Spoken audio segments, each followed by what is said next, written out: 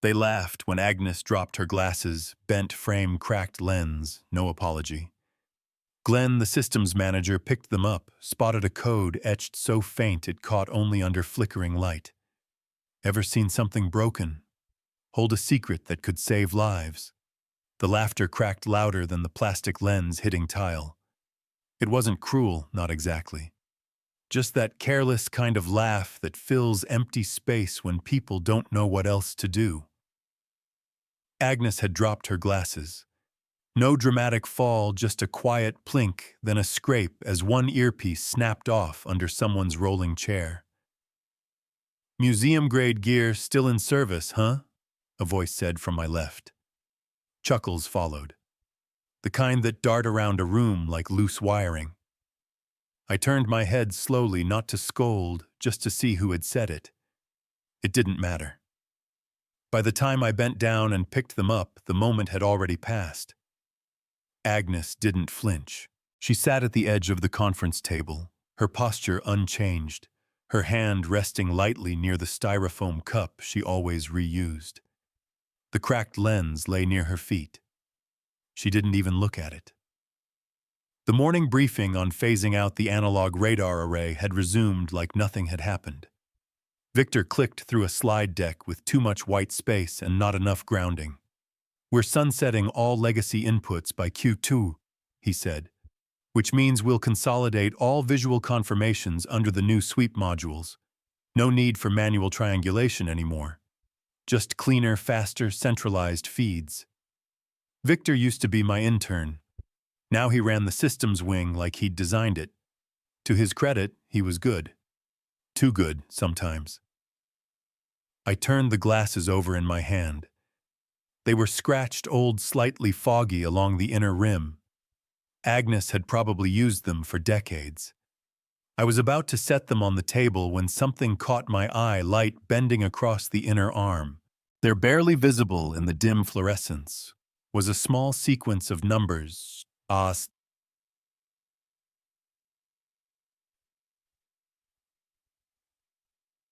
blinked. The format scratched something loose in the back of my memory. The prefix wasn't from airport inventory, too old. And the T3 on R part, those were unit markers. We used to etch tags like that on modified relay nodes during active duty. Not for equipment tracking, but for field identification. Improvised signals mostly in recon missions. Quiet ops. My stomach did that slow, familiar turn it hadn't done in years. Agnes hadn't moved. She seemed suspended in that half-light space where old veterans go when they're trying not to take up room. The meeting moved forward. Words passed like air. I held the glasses a moment longer, then gently placed them beside her cup. Back in my office that evening, the winter wind pushed against the hangar windows. The janitor had forgotten to reset the timer on the hallway lights, so everything outside was cast in blinking shadows. I opened the rust-colored notebook I kept behind the second drawer, flipped past old schematics, phone numbers scribbled in fading pencil, and found the sketch. A crude triangle with 3 call-out arrows signal redundancies I'd helped improvise in Yemen 2012. I ran my finger along the page. G89T31104R was penciled faintly in the margin. Below it, just one word. Worthly. That wasn't a station code. That was a person. It had been part of a side-channel relay built when our primary node had gone silent during a drone survey. Civilian contractor, no direct clearance. But that sequence had helped redirect a signal when 2 teams were nearly caught between overlapping surveillance zones. Whoever Worthly was, she'd rerouted something no one else could. And now her glasses had just been stepped on by a junior tech making TikToks about analog relics. I didn't want to believe it, so I tried to confirm it. I composed an email to Central Archives slowly so as not to trigger the security flags. No subject line. No bold text. Just a dry request for legacy asset tags cross-referenced to Field Operations 2011 to 2013, civilian designated codes.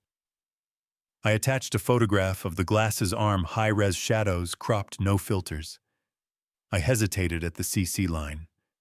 Should I include Victor? He was supervisor now. Technically, he should be looped.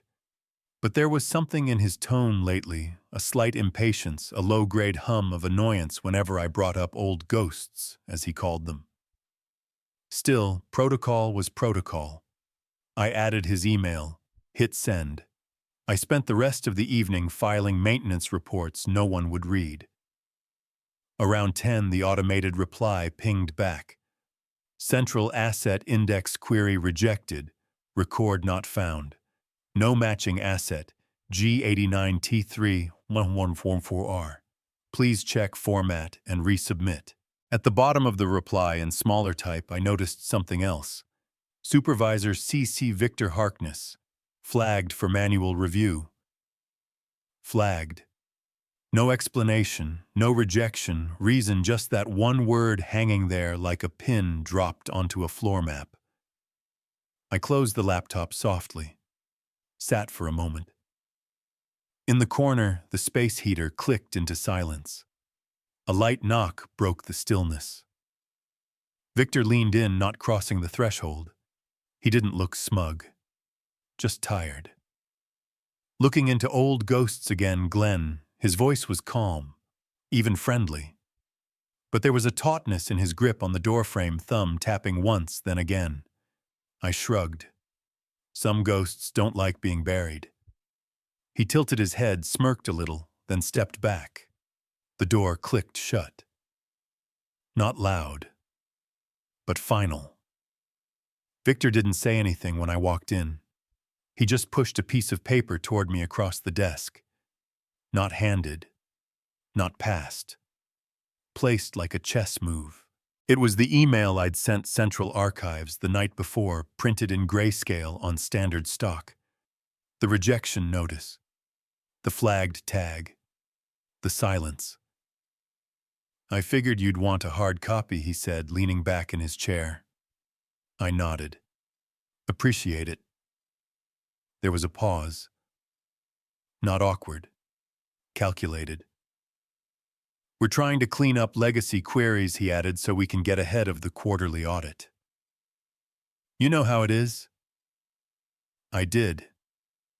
I'd lived through enough cycles of reorganizations and digital migrations to know that cleanup usually meant bury. The smell of toner and warming plastic filled the small room.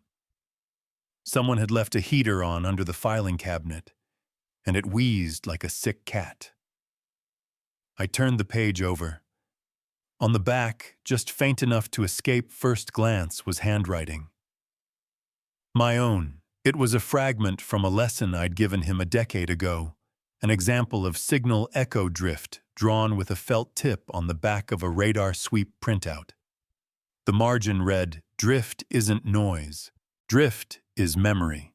Victor had kept it, or repurposed it. Either way, it sat between us like a third party. I nodded again, slower this time. Slid the page into my folder, stood. He didn't stop me. Be sure to log any additional queries, he said, more to the air than to me. I didn't respond. The maintenance archives were freezing that morning. The central heat hadn't made it past the admin wing, and a layer of dust curled at the edges of the laminated site maps. The paper felt damp. The computers booted eventually, but only after I thumped the tower twice and jiggled the monitor cable just right. Most people had stopped coming here. The system was migrating to cloud access, and anything older than 2014 was considered dead weight. But I still knew how to navigate the old file tree, the subfolders nested like bunkers, each with 5-character designations only the analog crew could interpret. I searched for records tagged with fallback sequences from January 2012. At first, nothing. Then I narrowed by site prefix SCT-RAD and excluded central consolidation. That's when I saw it. A reference scan of an early flight path design originally from a remote station relay node. Handwritten labels over the contour grid. And in the corner, a small annotation A. Worthley, 2012. My breath caught just a little. The signature wasn't digital. It wasn't even inked. It was pressed like someone had written with a ballpoint that left indentations on the master copy. That meant someone had scanned it, not recreated it. Someone thought it might matter. I jotted the name A. Worthley on a yellow post-it and slipped it behind my badge between the laminated ID and the strip of magnetic tape that never worked. I didn't know what I was going to do with it yet, just that it needed to stay close. That afternoon, I was assigned to troubleshoot a panel on sub-level 2. A motion sensor had gone dark, and the junior techs were too busy prepping the new sweep array launch to bother with the basement ghosts, as they called the old server room. I didn't mind. Sub-level 2 had its own kind of quiet. The hallway smelled of burnt plastic and rusted steel. I popped the panel open with a twist key. A faint puff of capacitor dust wafted into my face, making me blink. I reached in fingertips, brushing across a bundle of misaligned wires. One of them was patched with black tape, the kind I used back before the switch to fiber optics. The server drawer beneath the panel was stuck. I yanked harder than I meant to, and it groaned before sliding out an inch. Inside, a clear plastic sleeve tucked beneath a manual. I pulled it free.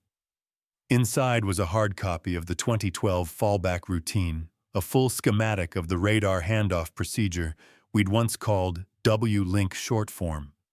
It had red ink notes, margins filled with adjustments, corrections to sweep timing, elevation notations. One corner held the initials AW. No one used red anymore. Too risky. It didn't scan cleanly. I stood there for a while, the sleeve open in my hands, the dust coating my fingertips like carbon paper. My knuckles had darkened with grime. I didn't wipe them. I took a photo with my phone. Not to send, just to keep. Just in case something accidentally got refiled. When I got back upstairs, the main wing was already thinning out. Friday. People leaving early. Victor's office light was off, but Agnes's corner lamp was still on. Her chair empty. I hesitated, then typed out a quick text. Did you ever draw a flight path by hand in 12 JITs? The message sent. No red receipt. Just 3 gray dots, then stillness. I sat there a while longer. Outside, the snow had started again, soft and slow, coating the runway, with a hush no sweep module would ever capture. Agnes arrived at 6:17 a.m. sharp.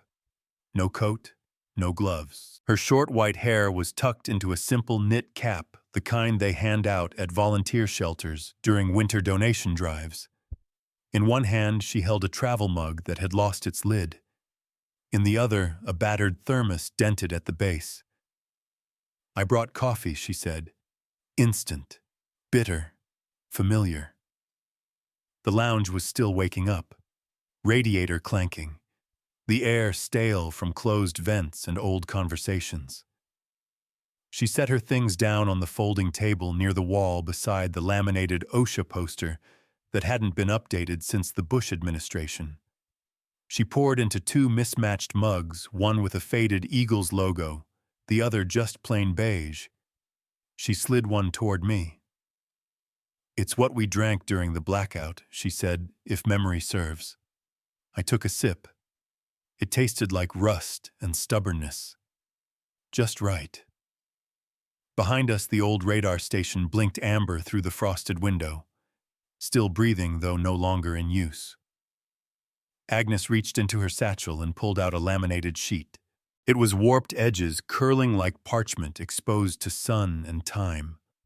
Her thumb hovered over the top corner where the plastic had peeled away, just enough to reveal a torn edge beneath. She didn't press down, just traced it gently, like checking if an old scar still remembered the blade. This wasn't supposed to exist, she said. She laid it flat on the table. A hand-drawn radar map annotated in tight script, faded red pencil notations, marking angular changes and fallback altitudes. The lines weren't clean, they quivered slightly like someone had drawn them under duress or in motion. Yet the symmetry was perfect. I recognized it immediately. This is from the 12 drone shift. She nodded slow. Primary node failed. Central comms jammed. No redundancy. That relay she tapped the lower quadrant was stitched together on the fly using old civilian overlays and one redundant military beacon from Gulfstream Tower. We had 38 seconds to redirect or they'd have had wreckage on 2 fronts. I stared at the map. Why wasn't it logged? Agnes exhaled. Because command said the mission didn't happen. No recordable deviation. That was the phrase. And yet here you are, I said, with the deviation laminated. You don't submit paperwork, she replied, when paperwork gets people buried. The bitterness wasn't in her voice. It was in the quiet precision of her movements. The way she folded the map, again spine-aligned, air pushed out. I had to ask. Was it you? She looked up. Were you the one who rerouted the node? Her eyes held me. Not proud. Not ashamed. I wasn't supposed to be there, she said. But the younger tech froze. Couldn't read the grid. I'd built those overlays by hand back in '98, so I stepped in. She took another sip. They told me later the drone corrected path within 11 seconds of my shift. I sat back. A hollow buzz filled my ears, not adrenaline, but memory. That same drone sequence had relied on an uplink I'd helped monitor stateside. The anomaly had come through our signal, but we never knew who had caught it mid-flight. No names were given, only results. And silence. She leaned forward. That was the last night I trusted the report chain. We both sat still for a moment, the heater finally coughing into life behind us. A new intern passed the open lounge door, backward cap, oversized parka earbuds in. He glanced over, paused, then kept walking. I heard him whisper to another tech down the hall. Why is she still on payroll? I didn't move. Neither did Agnes. She reached into her satchel again and pulled out a badge fob. It was scratched, the plastic yellowed, the barcode half faded. She slid it toward me. Just for tonight, she said. What is it, my clearance tag? Still works till midnight. I figured. She hesitated. You'd want to look before they retire the room. What room you'll know it when you see it. I picked it up. It was warm from her hand. Won't they flag it? They already did. This is just the paperwork catching up. She gathered her things slowly. The thermos, the mug, the map. She didn't look rushed. Didn't ask for thanks. At the door, she turned back. Sometimes you keep things not because they're useful, she said, but because they're real. The system forgets. But dust doesn't lie.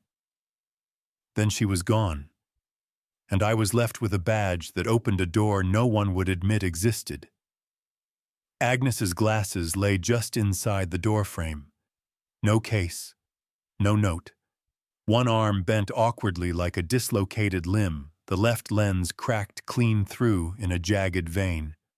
Not shattered, just broken in that irreversible way, the kind of break you don't fix so much as hide.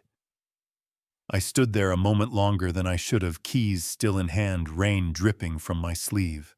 The overhead lights flickered as the building shifted under the pressure of the spring thunder. She wasn't in her usual seat. No incident report. No notation on the daily logs. Just the glasses resting against the baseboard, like someone had left in a hurry and didn't expect or intend to return. I bent down, slowly pulled a pair of nitrile gloves from my inside coat pocket and lifted them. The frame gave slightly under my fingers. Warm. Fragile. The screw on the right hinge had come loose. The earpiece dangled twisted to the side. I resisted the urge to straighten it the way you'd resist pressing on a bruise. The crack in the lens cut straight across the upper quadrant, splitting the etched numbers underneath into two disjointed halves.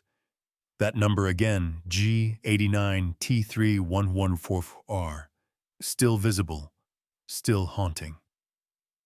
I took them back to my office and sat for a while listening to the hum of the backup generator kicking on and off as the storm passed through. Thunder rolled across the horizon like a freight train. Static clung to my cuffs. The air smelled of damp insulation and half-fried circuits. I fished out a strip of black electrical tape, sliced it carefully, and wrapped the hinge just tight enough to hold without warping the frame. I didn't think she'd wear them again, but some things deserved to be whole, even symbolically. When I returned them to her locker, she was already sitting at the far end of the maintenance bay. Same place as always. No expression on her face, just the quiet resolve of someone waiting to be let go. I left the glasses on her bench and turned to go. "Thank you," she said behind me. I stopped. "I see fine without them now," she added not unkindly. Her voice had softened in the stormy air, as if the break in the glasses had released something else from her too. Later that afternoon, Victor passed me in the hallway. He paused by the vending machine, watching me pretend to choose something. Some things, he said, break on their own when they're past code. I didn't answer. Back in my workspace, I pulled the glasses from the desk drawer again. This time I used a macro lens attachment I'd kept since the old forensics pilot program. The numbers etched inside were clearer than ever. Faint tremors in the metal, a signature only visible under magnification. I documented the code, logged the timestamp, archived the image in a personal offline drive, just in case. Agnes found me around 6:30 when most of the team had gone home.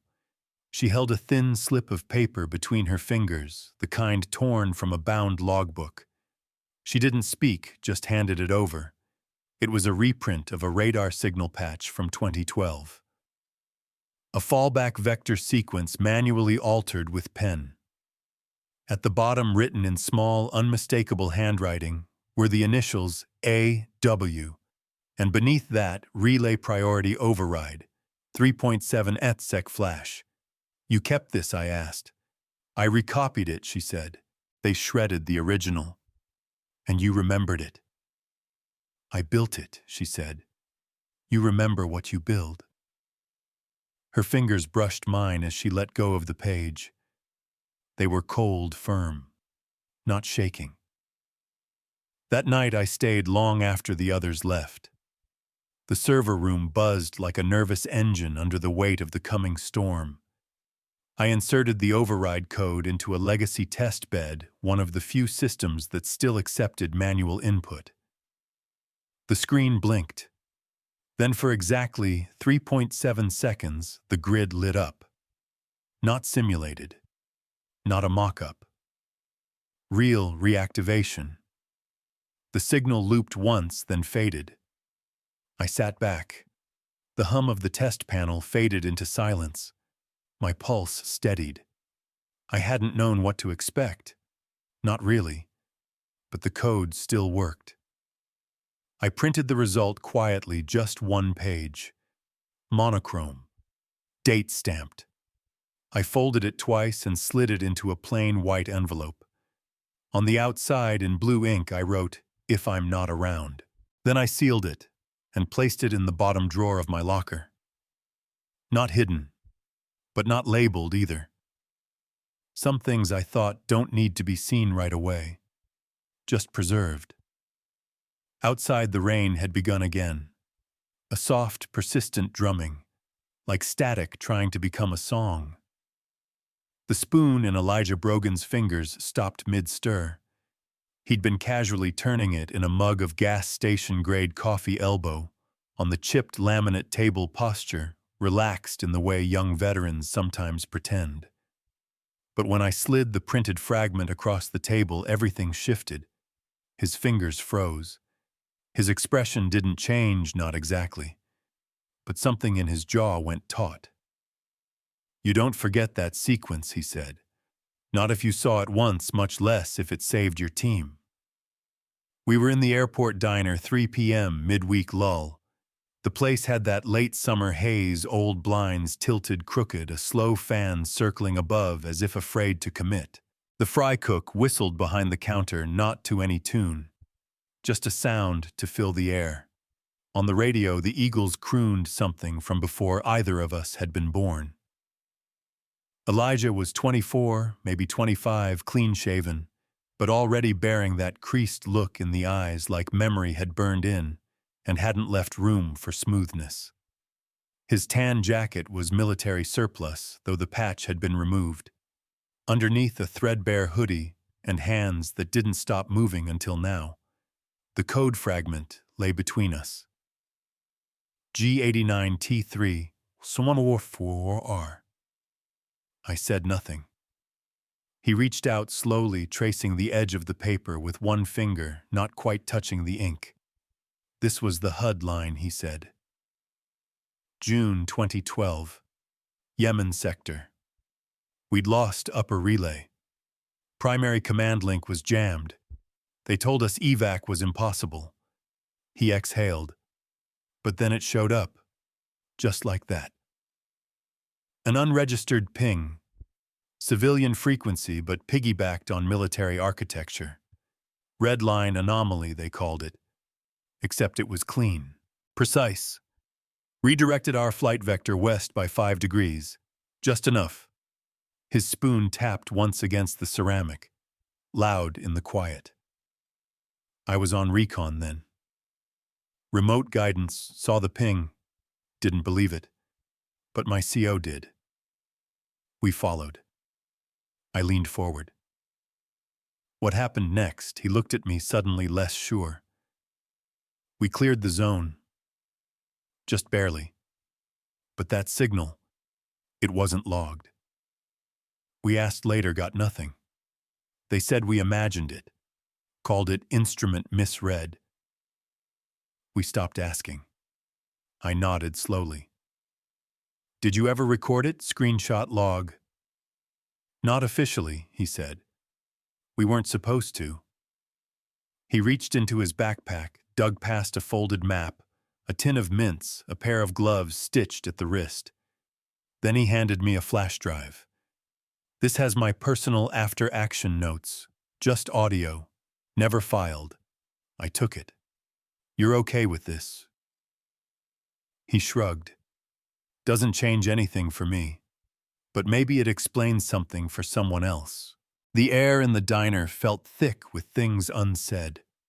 Outside planes lifted into a sky that hadn't made up its mind between summer and fall. We stood. He pushed in his chair, adjusted his collar. "No names," he said. "Understood."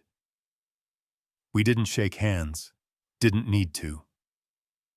When the glass door shut behind him, it was like a page had turned, not a loud one, just that final dry rustle that tells you the story's about to shift.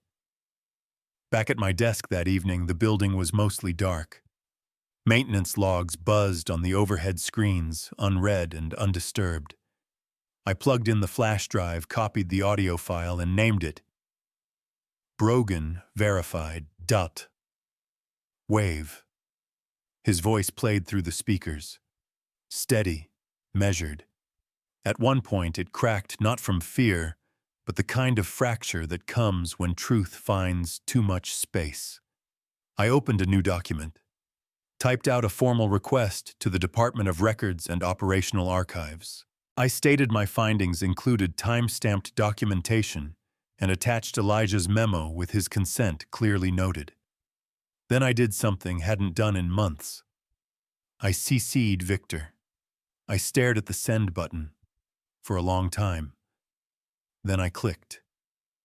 It felt like nothing and everything.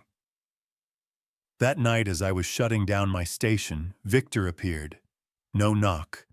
Just that subtle presence, the kind where the air changes first, like someone's rearranged the gravity in the room. He leaned against the doorway, arms folded. "Why stir the past?" he asked. I turned. Because the past didn't stay buried. He tilted his head. "Who are you trying to impress, Glenn?" I didn't answer. Not because I didn't have one, but because the real answer was still writing itself. At 2:03 a.m., my inbox blinked. Subject, historical query, G89T3, body entry, G89T3, validated. Civilian input acknowledged. Contributor A. Worthley. Classification downgraded, open for administrative review. I read the message twice. Once for meaning, the second time for breath. I didn't forward it. Not yet. I printed a copy actual paper and folded it into thirds. The warmth of toner still clung to the page. I slid it into a folder marked General Maintenance, Septi, and tucked it under my arm. When I reached my office an hour later, a manila envelope waited under the door. No stamp, no name. Just a smudge of graphite and the faint drag of rainwater across one corner. Inside were 3 sheets of printout paper, aging thermal stock, the kind used by server rooms before the migration to cloud. They smelled of dust and bitter ink. The last page bore a signature in black pen, fading but still legible, via Denton Victor. No note, just the documents. One showed a system override from June 2012 route rerouted via a civilian line manually approved. He had kept it, buried it, and now he had delivered it. Not an apology, not even an admission, but it was something close to permission. At 9:00 a.m. Sharp, I stood in the small staff review room, 5th floor admin building. The place smelled of old copier toner and plastic folders that hadn't been opened in months. A half-drunk cup of black coffee sat on the windowsill, abandoned. 3 chairs were filled. Victor. Silent arms folded. Pale, not sickly, just thinner around the eyes than I remembered. 2 board members, mid-50s, one checking her watch like the meeting was already running late. The other had a manila folder unopened that he used more as an armrest than anything else. And then there was Kendra, the intern. Fresh out of school, tagging along because she'd asked. I began without preamble. "This is regarding entry G89T3, I said. "A signal code from 2012, once classified as an anomaly, now confirmed as an intentional input from a civilian technician within this facility." They didn't blink. I reached into my folder, pulled out the confirmation email, placed it on the table. "This," I said, "is from Central Records, as of this morning." I let the silence hold a moment longer, then inserted the USB into the projector port. A screen lit up behind me. Not flashy, just a black box with a static waveform and a timestamp. Then Elijah's voice began. "June 14th, 2012. We were trapped. Drone relay lost. G89T3 appeared. We rerouted. It worked. We lived." The voice filled the room like it had its own weather. The boardroom screen flickered slightly as the audio played. No one touched their coffee. I kept watching them, not the screen. When the recording ended, I said, "The contributor was Agnes Worthley, civilian technician, unofficial override, unauthorized relay." Victor didn't flinch. His jaw moved once like he wanted to speak, and hadn't decided which version of himself would. I looked at the board members. "I'm not requesting disciplinary action," I said, "and I'm not looking for credit. What I want is simple, a formal acknowledgement that the event occurred and that her action, though off protocol, was not in error. No plaque, no memo, just the story added to the internal record. They exchanged glances. The woman leaned back. You understand what you're asking. Victor stood. If we do this, he said quietly, we admit to storing unauthorized data. We breach compliance. We risk audit. I turned to face him fully. Or I said we admit someone saved lives off script, and we choose to tell the story instead of hide it. His eyes met mine. There was no anger, just a long, slow resignation. He sat back down. The intern Kendra spoke for the first time. Would this be entered under non-standard response log? I nodded. Yes. She made a note. Just that. I left the room without waiting for consensus. Some decisions don't need signatures to matter. That evening I returned to my desk. A folded paper rested on my keyboard. No envelope. Just one page creased and faded like it had been folded many times before. I'll be gone by Monday. The glasses are yours now. A. I didn't move for a while. Just sat hands folded watching the light on my terminal fade into screensaver mode. Some things don't break. They're passed down. The box was cedar. No markings. No ribbon. Just wood smooth from years of handling or maybe care. When I opened the lid, the faint scent of aged paper and lemon oil rose gently like a whisper. Inside, wrapped in folded linen, were her glasses. Not the old ones exactly. The same lenses, yes, but reframed. The metal was new silver, cool-toned and elegant, bordering on reverent. But the etched numbers on the inner frame untouched. G89T3 144R. Taped to the underside of the box lid was a note printed in steady block letters. You don't fix what worked. You just carry it forward. No signature. But it didn't need one. I sat with the box for a long while just inside Maintenance Bay 3. The space had been decommissioned in late August, but no one had cleared it out. Tarps still draped over tool lockers. Floor dust stirred faintly with every step. A single folding table stood against the cinder block wall, its legs slightly bent from age. I wiped it clean with my sleeve. Then carefully I mounted the glasses inside a small shadow box I had picked up from a thrift store 2 days earlier. It had a velvet backing navy blue and 2 tiny brass hooks on the back for hanging. I wasn't going to use them. This wasn't for walls. Below the glasses, I laid a printed map monochrome of the June 2012 signal path. The G89T3 reroute was marked in dashed lines. I highlighted it with a wax pencil just enough to catch the light. No plaque, no name. Just the glasses. And the code. That was enough. Around noon, a few old colleagues filtered through. One leaned against a cart, sipping from a thermos. Another brushed his hand over the tarp covering the server tower. No one said much. Victor didn't come. Kendra did. The intern. She stood near the far wall at first as if unsure whether she was allowed. Then she stepped closer. She used to sit right there, right? She asked, nodding at the stool by the west-facing console. I nodded.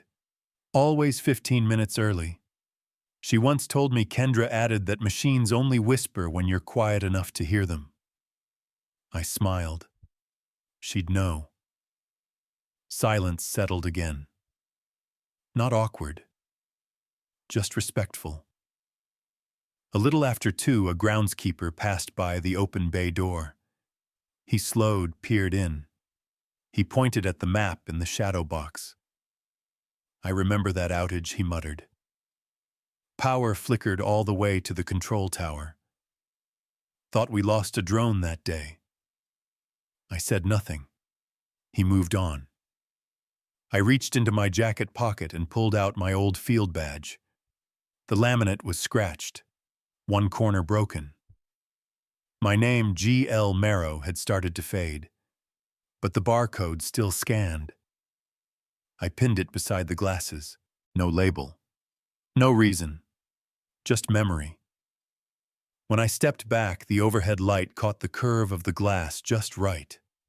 The etched numbers reflected on the wall, faint and curved like an old radar ping caught bouncing between cloud and signal. Not loud, but still there. Still breathing. They arrived just before closing, 3 Marines in off-duty windbreakers, no ranks visible, no announcement made. They didn't ask for a tour or call ahead, just walked into the maintenance wing and stood in front of the shadow box. The halogen lamp buzzed overhead, casting a warm gold over the folding table and the scuffed linoleum floor. Outside, dusk had already taken the sky. They didn't speak.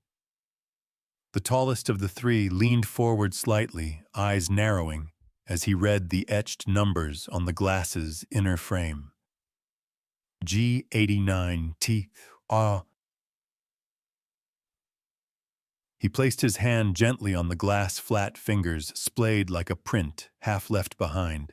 Then he nodded once and whispered almost like to himself, "Some things don't need names." I watched from the far side of the room, not interrupting. There was no ceremony, no file to update, just the sound of the air vent humming and the soft shuffle of boots as they turned. One of them dropped a patch into the donation jar. It was cloth olive green, the kind stitched to a vest during deployments. It bore a faded insignia and a stitched number 214th TR. No one had asked them to come.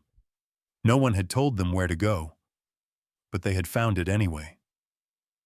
Later that week, I submitted a quiet proposal to the new airport manager. She was maybe 32, new to the region, respectful in that way people are when they know they've entered someone else's rhythm. I didn't make a speech, just slid a single page across the desk. Proposal: retire designation storage bay 3. Replace with bay G89T3. Rationale: historical route designation. Civilian aviation signal relay. Internal commemoration. No funding required. She read it once and looked at me. "Okay," she said. "No formal vote needed." I didn't ask for signage. Just a laminated label placed in the top right corner of the entrance frame. It read, Bay G89T3, maintained 2009 to 2016, unlisted, remembered. That afternoon, while returning a toolkit to the admin desk, I caught sight of Victor near Gate C. He wasn't in uniform. Civilian jacket, neutral colors, hands in his pockets. We didn't speak. As he passed, he slipped a folded note into the side pouch of my bag. When I opened it later, it read, "She was right. We did forget." V. Nothing more. The signature was faint, just enough ink to admit it. That night, after the wing had emptied out, I went back to the table. The glasses still rested in their case, the silver frame catching the warm light like a thin line of memory. The map underneath remained uncreased. My badge still held in place, slightly crooked. I reached into the drawer and pulled out the last item Agnes had ever left in her desk, a fountain pen, dark green, brass clip still capped. I placed it beside the glasses. Didn't uncap it. Didn't write anything. Some tools aren't meant to be used again. Just passed on. Before leaving, I turned off the halogen lamp. The glass of the case held the reflection of the code one final time before the room dimmed. Not a name, not a rank, just the code that stayed. The last time I passed Bay G89T3, the afternoon sun struck the shadow box just right, casting the etched code in silver against the wall. Agnes's pen lay steady beneath the glasses, capped and full like it had always belonged there. Some truths don't need headlines. They just need space to stay remembered. What was dismissed as obsolete had in the quietest way saved lives, and maybe saved a few of us from forgetting who we were when no one was looking. Sometimes the smallest signals are the ones that carry us home. Have you ever found meaning in something others thought was broken? I'd love to hear it. Drop a comment or share your story below.